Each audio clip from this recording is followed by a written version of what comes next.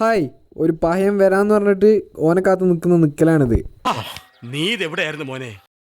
ആളൊക്കെ അല്ല, ഞങ്ങൾ പിന്നെ ടൈമില്ലാത്തത് കൊണ്ട് വേഗം ഇറങ്ങി. നമ്മളിപ്പോൾ നേരെ പോകുന്നത് മലപ്പുറത്താണ്. മലപ്പുറത്ത് ഒരു കല്യാണം കൂടാൻ പോവാണ്. അതിനാണ് ഈ തിരക്ക് ഞങ്ങൾക്ക്. ഉള്ള പറയാലോ, നാട്ടിലേക്ക് എത്തിയപ്പോൾ തൊട്ട് മഴക്കൊരു കുറവില്ല കേട്ടോ. ദിവസവും മഴയാണ്, ആകെ ചടച്ചിക്കുന്നേ. പിന്നെ ഞങ്ങൾ ഓവർ മഴ പെയ്യാൻ തുടങ്ങിയപ്പോൾ ഞങ്ങൾ ചായക്കട നോക്കിയാണ്ട് നിർത്തി. ചായ അടിക്കാൻ നിർത്തിയപ്പോഴത്തേനും മനീഷാക്കാൻ നന്നിക്കുന്നത്. മനീഷാക്കാൻ നന്നപ്പോൾ മനീഷ് പറഞ്ഞു എനിക്ക് ഇങ്ങനെ വരാൻ പറ്റില്ല, എൻ്റെ ഡ്രസ്സിന് സേഫ്റ്റി വേണമെന്ന്. ഇവൻ എന്താ ഉദ്ദേശിക്കുന്നതെന്ന് മനസ്സിലായില്ല. പിന്നെ മനസ്സിലായി അവൻ്റെ ബാഗ് ആദ്യം സേഫ് ആക്കാനാണെന്ന്. അങ്ങനെ മനീഷ് ഫുള്ള് ബാഗ് രണ്ടും ആ കവറിലിട്ടിട്ട് പിന്നെ ഒരു സംഭവം ഉണ്ടായി. ചങ്ങായിക്ക് കല്യാണത്തിന് ഇടേണ്ട ഷൂ ആണുള്ളത്. അപ്പോൾ അത് നനയാതെക്കാൻ വേണ്ടിയിട്ട് ഫുള്ള് കെട്ടി വെച്ചിട്ടാണ് കവർ ഇട്ടിട്ട്. പിന്നെ ഞാൻ മാത്രമല്ല ഇട്ടത്, കാണാൻ എൻ്റെ കൂടെ ഒരു ചെങ്ങായി ഉണ്ട് ഇവൻ്റെ ഈ കളി കാണാൻ.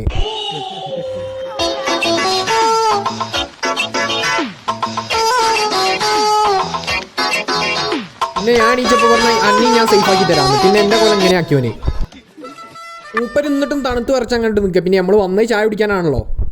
ഉള്ള അറിയാലോ, ചായ കുടിക്കാൻ കയറിയെങ്കിലും ആ ചായയിൽ പകുതി വെള്ള വെറുതെ വാങ്ങി. പിന്നെ ചെങ്ങായിന് ഫുള്ള് തട്ടുത്തര. എൻ്റെ മൈൻഡിൽ അപ്പം വന്നതേ, നീ എന്നോട്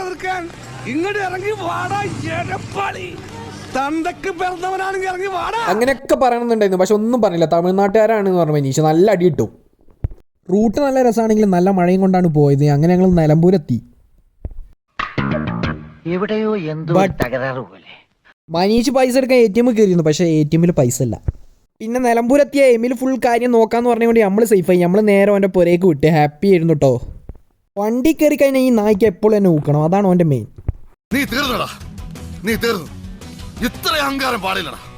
അമ്മ പാവം ഫുഡൊക്കെ വന്നപ്പോൾ സെറ്റാക്കി വെച്ചിരുന്നു. അപ്പോൾ ബാക്കി നാളെ കേട്ടോ.